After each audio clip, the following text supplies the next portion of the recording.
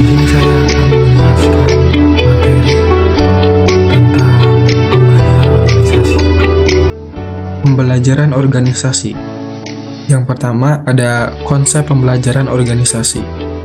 Pembelajaran organisasi merupakan proses pengembangan performa karyawan dalam organisasi. Secara kontinu, meningkatkan kapasitasnya untuk mengatasi setiap tantangan perubahan. Pembelajaran merupakan proses untuk mendapatkan pengetahuan yang dilanjutkan dengan aktualisasi. Selanjutnya ada teori pembelajaran dalam organisasi. Yang pertama ada operant conditioning atau Skinner. Yang kedua ada classical conditioning. Yang ketiga ada social learning therapy. Contoh operasi conditioning atau Skinner yaitu kondisi yang membuat seseorang belajar secara suka untuk memperoleh imbalan atas prestasi atau kegagalan atas kesalahan yang diperbuatnya. Selanjutnya ada contoh classical conditioning. Ivan Pavlov, ahli psikologi Rusia yang melakukan eksperimen dengan mengajarkan anjingnya untuk merespon suara lonceng, dia menemukan suatu kesimpulan bahwa apabila kondisi tidak ada stimulus, maka tidak akan dapat respon terhadap suatu objek yang menjadi fokus perhatian sebaliknya. Contoh social learning terapi. Robbins menguraikan tentang social learning bahwa orang atau masyarakat akan melakukan pembelajaran melalui pengamatan dan pengalaman secara langsung tentang terjadinya masalah atau objek. Selanjutnya ada model pembelajaran masyarakat. Yang pertama ada proses memperhatikan atau attentional process. Yang kedua ada proses mengingat atau retention process. Yang ketiga ada proses mesin untuk meniru, reproduction process. Yang keempat ada proses pemberdayaan atau penguatan yang disebut juga reinforcement process. Selanjutnya ada tingkatan organisasi pembelajaran.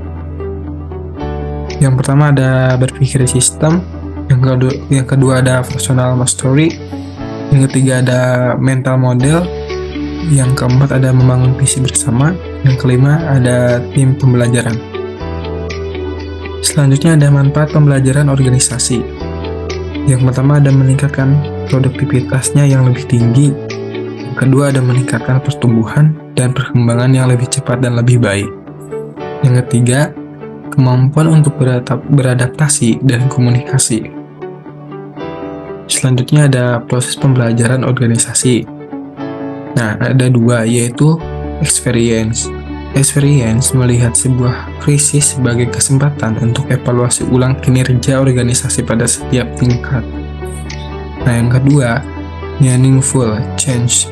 Perubahan bermakna terjadi ketika observasi, pengalaman dianalisis, dan dirubah menjadi pelajaran bersama yang dibagikan bersama dalam organisasi. Selanjutnya ada pengalaman langsung dan tidak langsung dalam pembelajaran organisasi. Pengalaman langsung adalah menghadapi krisis dari pra-krisis sampai post-krisis. Contoh, risiko overlearning, sukses yang dibesar-besarkan, atau underlearning ketika tidak mendapatkan pemahaman peristiwa krisis. Pengalaman tidak langsung. Organisasi dapat saja tidak harus mengalami krisis untuk belajar, namun tingkat shock atau motivasi belajar didapatkan dari melakukan observasi pada krisis pada organisasi sejenis. Kekuatan dan kelemahan pembelajaran organisasi. Kompleksitas, kekuatan finansial, manajemen merupakan salah satu penyebabnya, dan di antara lain juga ada kekuatan. Fokus terhadap pembelajaran terus-menerus untuk meningkatkan kinerja organisasi. Organisasi bukan cenderung lupa mengingatkan diri karena sibuk proses penyembuhan. Ada juga kelemahan, yaitu organisasi gagal mengenali apa yang perlu dirubah. Kesimpulan, organisasi pembelajaran adalah proses berkelanjutan di dalam suatu organisasi yang menyediakan kelancaran pembelajaran dan pengembangan individu untuk semua pegawai, dengan tetap menjaga transportasi secara terus-menerus, pemberdayaan sumber daya manusia organisasi pembelajaran yang efektif, membutuhkan skill yang harus dimiliki oleh setiap personal untuk membangun organisasi pelajaran.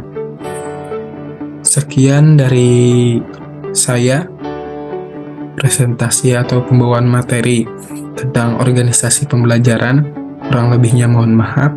Assalamualaikum warahmatullahi wabarakatuh.